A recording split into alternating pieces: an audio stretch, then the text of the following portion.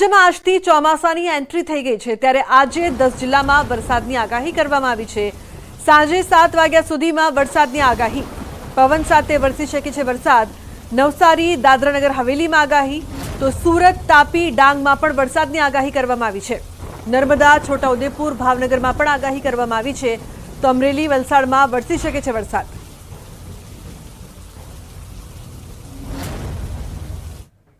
તો ડાંગ જિલ્લાના વાતાવરણમાં પલટો આવ્યો છે। સાપુતારામાં વરસાદી માહોલ જોવા મળી રહ્યો છે। કાળઝાળ ગરમી વચ્ચે વરસાદથી વાતાવરણમાં ઠંડક પ્રસરી છે।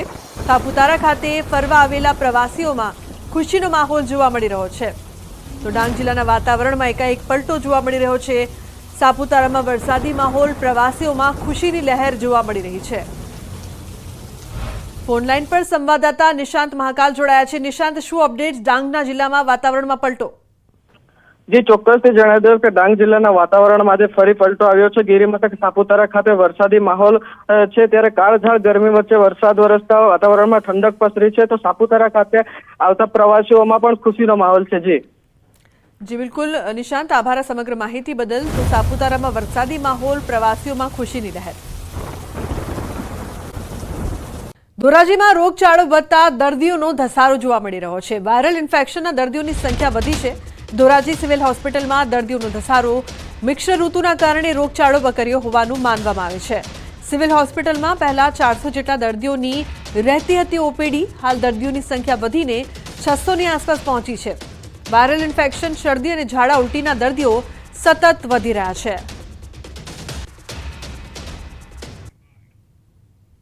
ઓપીડીમાં 10 થી 15% જેટલો વધારો જોવા મળે છે। મુખ્યત્વે ડાયરિયા, વોમિટિંગ, શરદી, ખાંસી, અપર રેસ્પિરેટરી ટ્રેક ઇન્ફેક્શન જેવા રોગો વધારે જોવા મળે છે। મેડિકલ ઓફિસરની અમારી પાસે શોર્ટેજ છે, બાકી ફિઝિશિયનને તમામ સેવાઓ ઉપલબ્ધ છે। તો દ્વારકા જિલ્લામાં એક બાજુ ગરમી અને બીજી બાજુ ભેજનું પ્રમાણ હાલ જોવા મળી રહ્યું છે, જેને લઈને રોગચાળાએ માઝા મૂકી હોય તેવા દ્રશ્યો પણ સામે આવી રહ્યા છે અને સરકારી હોસ્પિટલ દર્દીઓથી ઉભરાઈ રહી છે। જિલ્લામાં શરદી, ઉધરસ, તાવ, શરીરમાં કળતર, ડાયરિયા જેવા રોગોનું પ્રમાણ વ્યાપક પ્રમાણમાં વધ્યું છે, જેને પગલે જિલ્લા આરોગ્ય તંત્ર પણ હરકતમાં આવ્યું છે। હાલ લોકોને આરોગ્ય તંત્ર તરફથી બપોરના સમયમાં વધુ બહાર ન નીકળવા અને સ્વાસ્થ્યની તકેદારી રાખવા માટે અપીલ કરવામાં આવી છે। તો આ તરફ હોસ્પિટલના અધિક્ષક દ્વારા પણ તમામ તબીબી સ્ટાફ ખડે પગે હોવાનું કહેવામાં આવ્યું છે। જામખંભાલિયા બાજુ તો ટેમ્પરેચર આટલું બધું નથી, તાપમાન આટલો વધ્યો નથી કે મતલબ કે બહુ સિરિયસ મેનેજ થઈ જાય। તો પણ લોકોને જે એવી સલાહ છે કે ભાઈ ધૂપમાં નીકળવાનું ટાળે અને ખોરાકનું બહુ ખ્યાલ રાખે અને સર્દ ગરમ ના થાય। ગરમીમાં ફર્યા પછી એકદમ ઠંડો ખાઈ લે છે, એ બી એક બીમારીનું બહુ મોટું કારણ છે।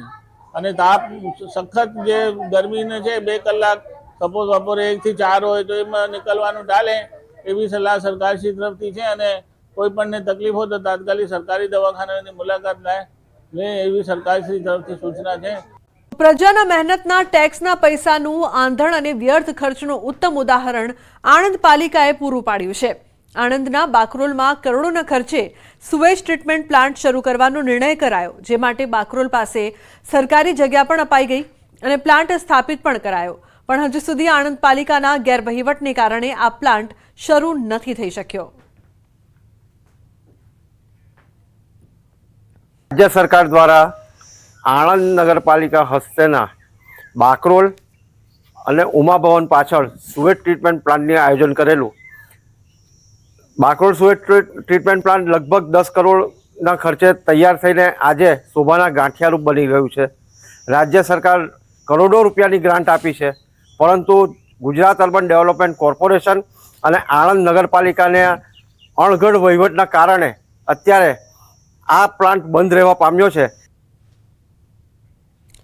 મહત્વનું છે કે બાકરોલ પાસે આણંદ શહેરની ગટરોના ગંદા પાણીને શુદ્ધ કરી આ પાણી આજુબાજુના ખેતરોને પૂરું પાડવા 2015માં 8 થી 10 કરોડ રૂપિયાના ખર્ચ સુવેજ ટ્રીટમેન્ટ પ્લાન્ટ સ્થાપિત કરાયો, પણ તેના માટેની પાઇપો અને અન્ય કામ પૂર્ણ ન થતા પ્લાન્ટ ધૂળ ખાઈ રહ્યો છે।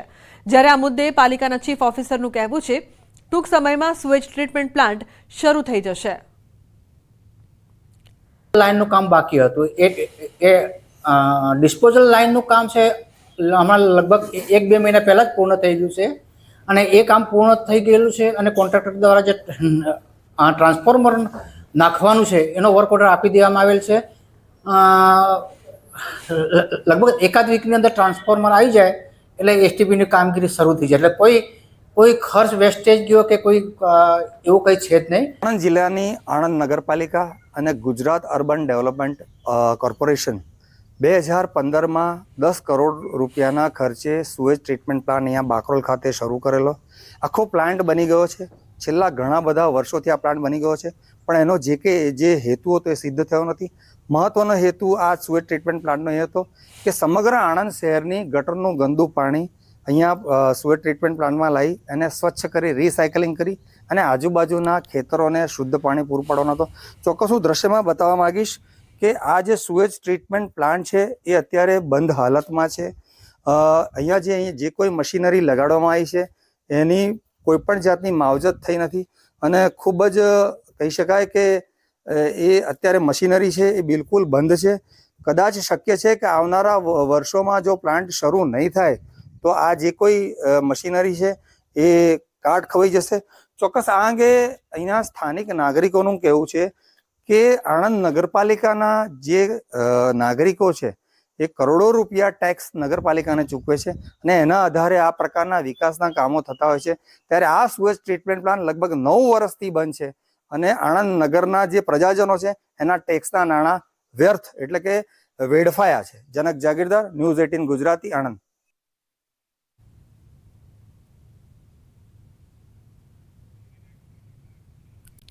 તો અન્ય ગાંધીનગર ગિફ્ટ સિટી ખાતે વર્લ્ડ જુનિયર ચેમ્પિયનશિપ યોજાઈ છે. ગુજરાતમાં પ્રથમ વખત આ ચેસ સ્પર્ધા યોજાઈ હતી. આ સ્પર્ધામાં 40 દેશના 228 સ્પર્ધકોએ ચેસ રમતમાં ભાગ લીધો હતો. ગુજરાત સ્ટેટ એસોસિએશન દ્વારા સ્પર્ધાનું આયોજન કરાયું હતું. 1 જૂનથી વર્લ્ડ જુનિયર સ્પર્ધા ગિફ્ટ સિટી ખાતે શરૂ થઈ હતી. સ્પર્ધા નિહાળવા રમતગમત મંત્રી હર્ષ સંઘવી પણ પહોંચ્યા હતા.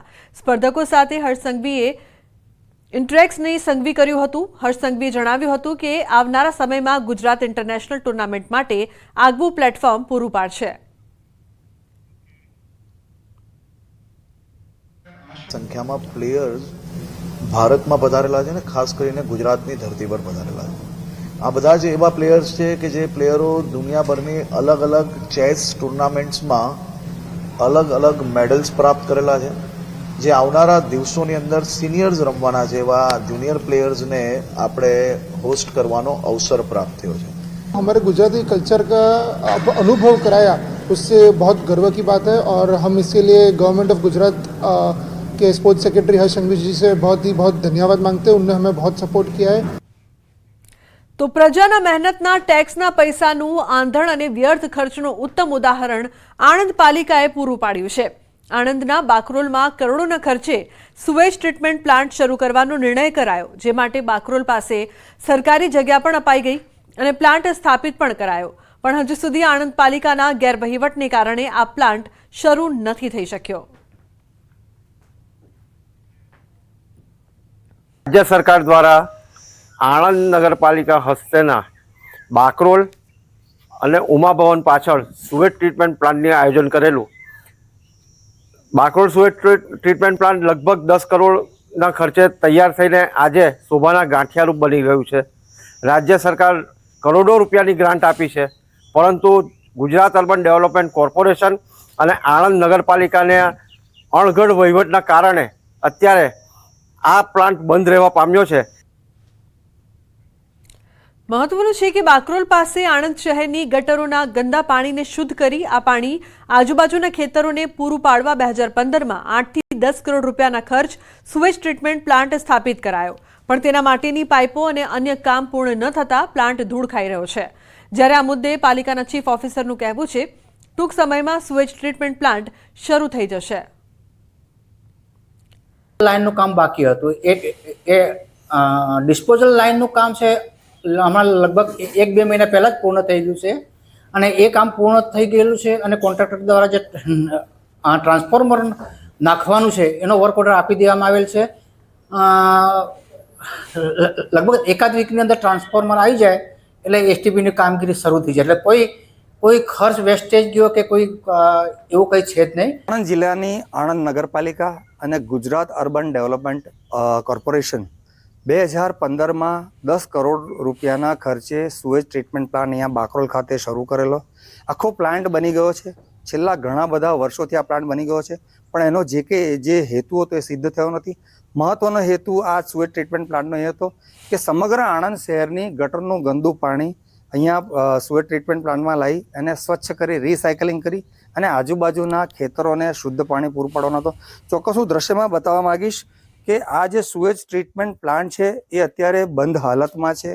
અહીંયા જે કોઈ મશીનરી લગાડવામાં આવી છે એની કોઈ પણ જાતની માવજત થઈ નથી અને ખૂબ જ કહી શકાય કે એ અત્યારે મશીનરી છે એ બિલકુલ બંધ છે. કદાચ શક્ય છે કે આવનારા વર્ષોમાં જો પ્લાન્ટ શરૂ નહીં થાય તો આ જે કોઈ મશીનરી છે એ કાટ ખવાઈ જશે. ચોક્કસ આ અંગે અહીંના સ્થાનિક નાગરિકોનું કહેવું છે કે આણંદ નગરપાલિકાના જે નાગરિકો છે એ કરોડો રૂપિયા ટેક્સ નગરપાલિકાને ચૂકવે છે અને એના આધારે આ પ્રકારના વિકાસના કામો થતા હોય છે. ત્યારે આ સુએજ ટ્રીટમેન્ટ પ્લાન્ટ લગભગ 9 વર્ષથી બંધ છે અને આણંદ નગરના જે પ્રજાજનો છે એના ટેક્સના નાણાં વ્યર્થ એટલે કે વેડફાયા છે. જનક જાગીરદાર, ન્યૂઝ 18 ગુજરાતી, આણંદ.